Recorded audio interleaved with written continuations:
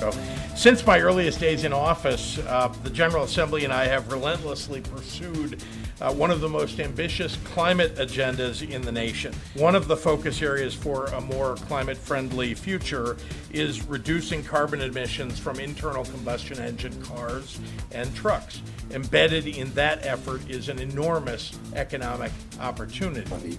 You can't force people to buy electric cars. It's not going to work. We've invested billions of dollars into the EV industry. That's Governor J.B. Pritzker, followed by Republican State Representative Dan Caulkins, concerning Illinois' energy policies and the push for more EVs, electric vehicles. Yesterday, the governor was in Joliet unveiling a 400,000-plus taxpayer-funded EV charging ports at a public park in Joliet. This after the state of Illinois was the recipient of tens of millions of federal tax dollars for the U.S. EPA's Clean Energy and Pollution Reduction grants. A lot of money's coming out of Washington, D.C. in the lame duck months of President Joe Biden's energy initiatives, the Build Back Better initiative that didn't actually materialize and instead turned into the Inflation Reduction Act, which really, according to economists, didn't really do much to reduce inflation. But a lot of so-called green energy policies being pushed. Last week, Governor J.B. Pritzker was joined by the U.S. EPA to announce the issuance of the Clean Energy and Pollution Reduction grants for Illinois. This was $430 million that the U.S. EPA is pushing out. Well, one of the officials from the U.S. EPA was there to talk about this, and here's some of her response to a question about this money's coming out during the Biden administration. What happens to similar dollars from Congress that might not come out of the Trump administration? Here's that official from the U.S. EPA.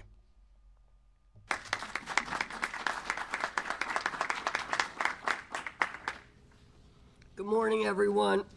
I'm Deborah Shore, Regional Administrator for EPA Region 5 and manager of EPA's Great Lakes National Program based here in Chicago. Well, as I understand it, if it's obligated, then it's there. I was in Minnesota yesterday, which received nearly $200 million through Climate Pollution Reduction Grant. It's in their bank account now. And so we are working really hard to make sure that the $431 million coming to Illinois from the CPRG and the $90 million plus from Clean Ports is going to be in their accounts, and it can't be taken back. Yeah, I can't speak to what might happen. We are just working as hard as possible to make sure that those funds that Congress allocated get dispersed and deployed in a way that makes a difference in people's lives. And we're talking about tens of millions of dollars all across the country. If you go to thecentersquare.com and just simply search for U.S. EPA climate and pollution grants, you will see all of these headlines. I'm just going to read through some of them. Port of Virginia set to receive $380 million. You've got Colorado getting $2.5 billion in federal taxpayer funds for rural electricity expansion, $30 million headed to Arizona. You got $129 million from EPA flowing to Colorado to, quote, decarbonize. King County awarded $50 million. Oregon receives $197 million. New England set to get $500 million for heating pumps. And a whole host of other I mean, this is just a lot of spending coming out, right? Biden approves $1 billion in grants to combat environmental justice with shade.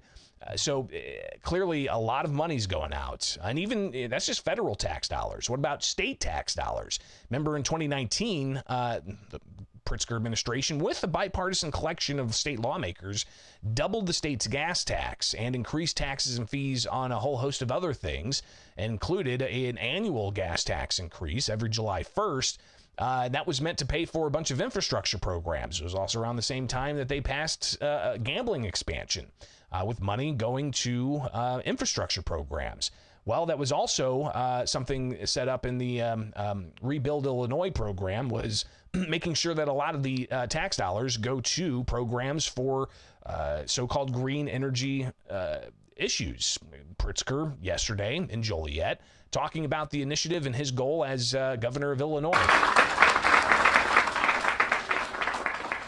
Working together with tax incentives for new charging stations, federal support for this kind of infrastructure, and the grants and incentives from our utility companies, EV charging is becoming easier and more prolific throughout the state of Illinois. In fact, there will soon be a charging station along every highway, every 50 miles in Illinois. But to make sure that you can take a long-range trip across our state and never run out of fuel. Over the next few years, the electric vehicle ecosystem in Illinois will continue to grow. So clearly a lot of money is going to be spent on this. State Representative Marcus Evans was in Joliet yesterday with the governor and other officials.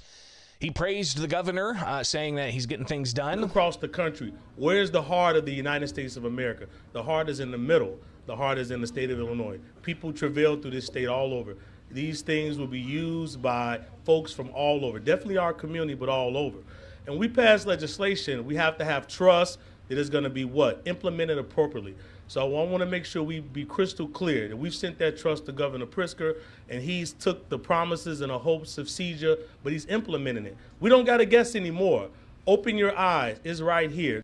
So Marcus Evans praising the governor, saying that the Clean Energy Jobs Act, in coordination with Rebuild Illinois, spending tens of millions of dollars on EV related infrastructure, charging stations. You got subsidies going to companies to build electric school buses and so on.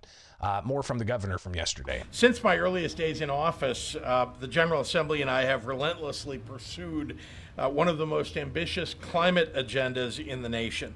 Reducing air pollution from transportation is vital to a healthy future for our children and for our planet. One of the focus areas for a more climate-friendly future is reducing carbon emissions from internal combustion engine cars and trucks. Embedded in that effort is an enormous economic opportunity. So the governor steadfast in wanting to bring about more taxpayer spending to facilitate the adoption of electric vehicles. I talked with Republican State Representative Dan Caulkins, was that last week?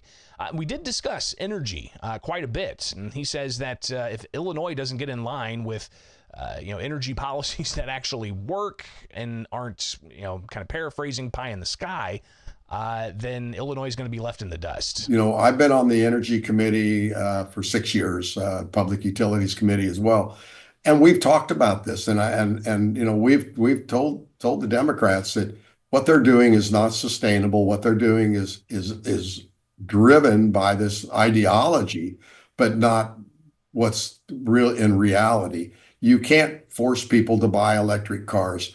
It's not going to work. We've invested billions of dollars into the EV industry, and Ford, to its credit, a couple of months ago figured it out, and they're going to quit making EV pickup trucks. Stellantis several months ago figured it out. Yes, they cut a deal, but then they found out that they don't have any customers for those products. We're also at odds in this state. We're promoting this quantum computing center. We're looking for all these fulfillment centers that we want to build around here. AI is coming. But we don't have the electricity. We don't have the grid. We've shot ourselves in the foot. We're going to miss out on opportunities because we can't supply the electricity at an affordable rate. I think that what we're going to see is that the Trump administration is going to see that this country needs to turn this economy around. We need to pay down our debt, 30 some odd $1 trillion. We need to cut our deficits.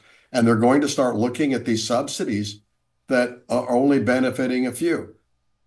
I've had pushback on that. They said, well, Musk is a friend of Trump's and he makes these electric cars. I don't think that's the issue. I think Musk knows that Tesla can make electric cars cheaper than anyone else and has a proven record and a network of distribution. He doesn't fear not getting these subsidies, not getting these rebates for people buying his cars. I think that you see it in up in Bloomington Normal. That plant is not doing well. The production numbers are way down. And I think we're going to see a cutback on all of this stuff. And the wind industry, the solar industry is not immature. It's been around for a long time. If it's viable, if we can produce electricity and it can stand on its own 2 feet without huge government subsidies, so be it. Let it happen. I think we're going to burn coal. I think we're going to burn coal, natural gas. We're going to pump oil. We're going to open up Alaska again. We're going to ship liquid natural gas all over the world, oil all over the world. We will see gasoline prices come back down to close to $2 a gallon.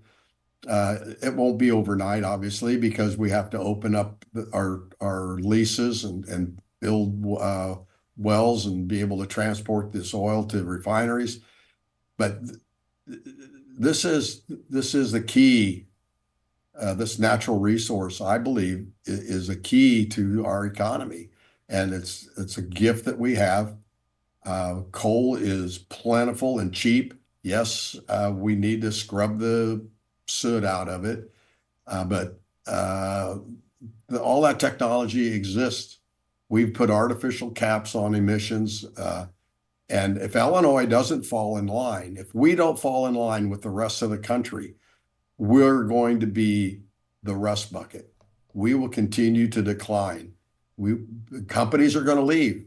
It's already, as you know, workman's comp and all of that, and property taxes, and the red tape and the corruption in this state have driven out industries, have driven out our population.